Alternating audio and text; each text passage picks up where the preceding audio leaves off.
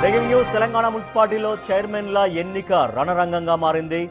రాష్ట్ర వ్యాప్తంగా పెండింగ్లో ఉన్న 11 మున్సిపాలిటీలో ఉత్కంఠ వీడడం లేదు. అయితే ఇప్పుడు అందరి చూపు తొర్రూరు జనగామపైనే ఉన్నాయి. అక్కడ ఏ ఒక్క ఓటు ఎటు తిరిగినా పీఠం చేజారే పరిస్థితి ఏర్పడింది.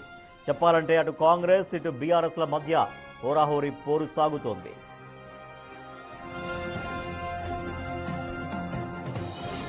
ముందుగా తొర్రూరు పరిస్థితి చూద్దాం. ఇక్కడ కాంగ్రెస్ బీఆర్ఎస్ వార్డు స్థానాలు సమానంగా ఉన్నాయి. మొత్తం 16 వార్డుల్లో బీఆర్ఎస్ 9 గెలుచుకోగా కాంగ్రెస్ 7 సాధించింది. కానీ ఎంపీ కడియం కావ్య, ఎమ్మెల్యే యశస్విని రెడ్డిల ఎక్స్ ఆఫీషియో ఓట్లతో కాంగ్రెస్ బలం కూడా 9కి చేరింది. ఫలితంగా ఇప్పుడు 9-9 బలాలు సమానమయ్యాయి. బీఆర్ఎస్ 9 స్థానాల్లో గెలిచింది. తర్వాత కాంగ్రెస్ 7 స్థానాల్లో గెలవగా ఎమ్మెల్యే యశస్విని రెడ్డి, ఎంపీ కడియం కావ్యల ఎక్స్ ఆఫీషియో ఓట్లతో 9-9 ఇద్దరి బలాలు సరి సమానమయ్యాయి. దీంతో ఇక్కడ టాస్ లేదా డ్రా ద్వారానే చైర్మన్ ఎన్నుకోవాల్సిన పరిస్థితి నెలకొంది. లక్ ఎవరిని వరిస్తుందో అన్న ఉత్కంఠ కార్యకర్తల్లో కనిపిస్తోంది.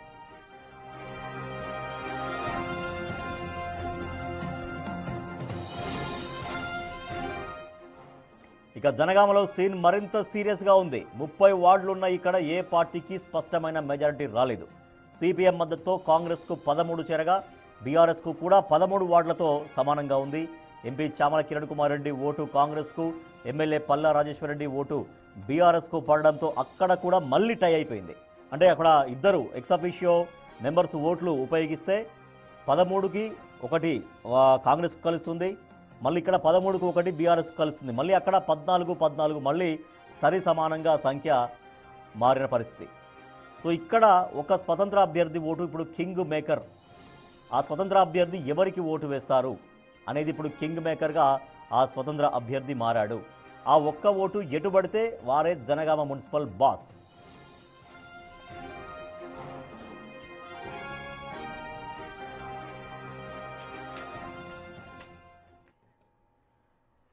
వరంగల్ జిల్లాలో, ఉమ్మడి వరంగల్ జిల్లాలో తొర్రూరు, జనగామ ఈ 2 మున్సిపాలిటీల చైర్మన్ల ఎన్నిక చాలా రసవత్తరంగా కనిపిస్తోంది. సో ఇప్పుడు అక్కడ అంటే తొర్రూరులో కూడా బలాలు ఈక్వల్గా ఉన్నాయి. అక్కడ టాస్ లేదా డ్రా వేయాల్సినటువంటి అవసరం అక్కడ కనిపిస్తోంది. ఇక జనగామలో కూడా అదే సిచ్యువేషన్ ఆల్మోస్ట్ మనకు కనిపిస్తోంది. ఇక్కడ కూడా బలాలు సరి సమానంగా అయ్యాయి. ఒక స్వతంత్ర అభ్యర్థి ఉన్నారు. ఆ స్వతంత్ర అభ్యర్థి ఎవరికి ఓటు వేస్తే వాళ్ళే మున్సిపల్ చైర్మన్గా కాబోతున్నారు. మా ప్రతినిధి వేణు మరింత సమాచారం అందిస్తారు. వేణు, జనగామ అండ్ తొర్రూరు ఈ 2 చాలా ఇంట్రెస్టింగ్గా మారాయి. సో ఈ రెండిట్లో ఏం జరగబోతుంది? ఈ సమయానికైనా ఏమైనా క్లారిటీ వచ్చిందా?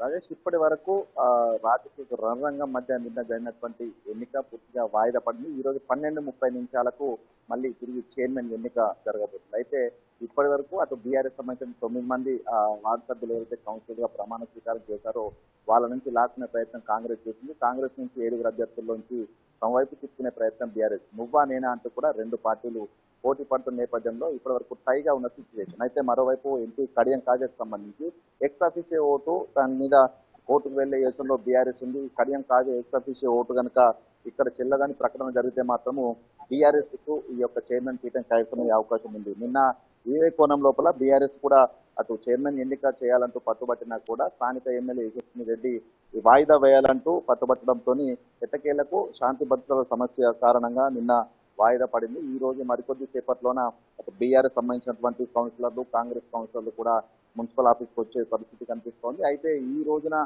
పూర్తిగా శాంతి భద్రతలు కంట్రోల్ చేసుకునేందుకు మహబూబాద్ ఎస్పీ శబరి చౌదరి లోపల భారీగా పోలీస్ బందోబస్తు కొనసాగుతుంది. తొర్రూరు వ్యాప్తంగా, పట్టణ వ్యాప్తంగా కూడా ఈ రోజున 163 BNSS అమలు చేస్తున్న పరిస్థితి కనిపిస్తోంది. ప్రధానంగా తొర్రూరు పట్టణానికి వచ్చేటువంటి 4 వైపులా కూడా కంప్లీట్ గా పోలీస్ చెక్ పోస్టులు ఉన్నాయి. బయటి వ్యక్తులను, బయటి వాహనాలను కూడా ఎవరిని ఇక్కడికి అనుమతించట్లేదు. మరోవైపు బీఆర్ఎస్ ఈ రోజున మున్సిపల్ పీఠాన్ని చేజిక్కించుకునేందుకు అబ్జర్వర్ నియామకం జరిగింది. మాజీ మంత్రి సత్యవతి రాథోడ్ను ఇన్ఛార్జిగా వేశారు. ఆమె మహబూబాద్ లోపల హౌస్ అరెస్ట్ కూడా చేయడం జరిగింది. దీంతో ఈ రోజున ఛాలెంజింగ్ గా తీసుకున్న పోలీస్ శాఖ ఈ రోజు పూర్తిగా ఎన్నిక పూర్తి చేయాలనేటువంటి పట్టుదలతో ఉన్న పరిస్థితి. ఇక్కడ నగరం మొత్తంగా కూడా తొర్రూరు సంబంధించిన పట్టణం మొత్తం కూడా ఈ రోజున పూర్తిగా షాపులను కానీ కమర్షియల్ అన్ని కూడా క్లోజ్ చేశారు. ఎవరిని ఈ పరిసర ప్రాంతాలకు రాకుండా కూడా కఠిన భద్రత కొనసాగుతుంది. ఓవైపు rapid action force, special police బలగాలు, అదేవిధంగా భూపాలపల్లి, సూర్యాపేటకు సంబంధించినటువంటి ఎస్పీ కార్యాలయాలు, దాంతో పాటుగా వరంగల్ కమిషనర్ పోలీసులు అంతా కూడా ఈ రోజు మొత్తంగా తొర్రూరు ఉన్నటువంటి సిచ్యువేషన్. ప్రస్తుతం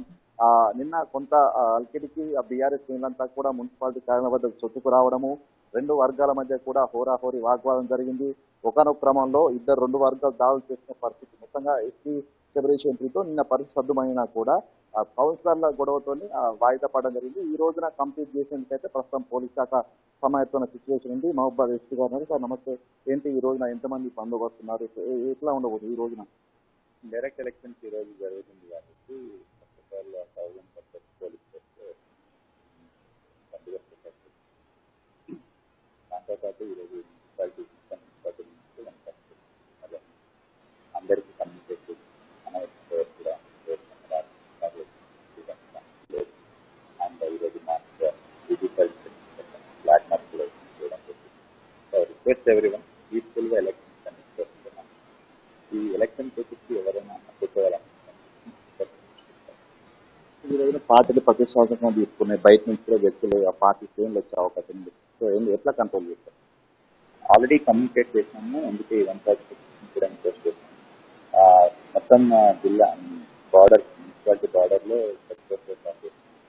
and mainly thing I'm requesting because election process పీస్ఫుల్గా అవ్వాలి. దానికి మనం ఏర్పాటు చేసుకుంటున్నాం. అందరూ కూడా కోఆపరేట్ చేయాలి.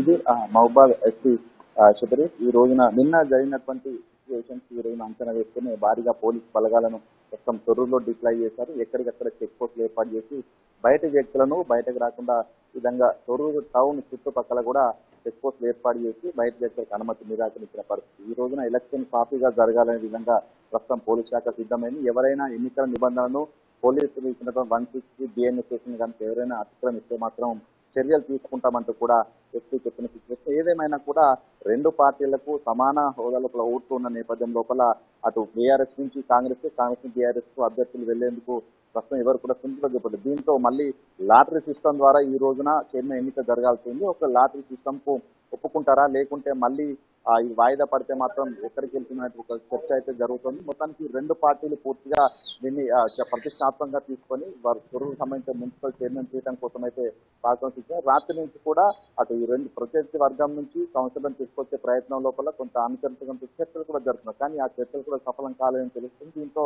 9 ఓట్లతో ప్రస్తుతం హైగా ఉన్నటువంటి సిచ్యువేషన్. ఇక లాటరీ సిస్టానికి ఒప్పుకుంటారా, లేకుంటే మళ్ళీ వాయిదా కోరుతారనేది కూడా మరికొద్ది సేపట్లో తెలిసే అవకాశం అయితే ఉంది. రాజేష్.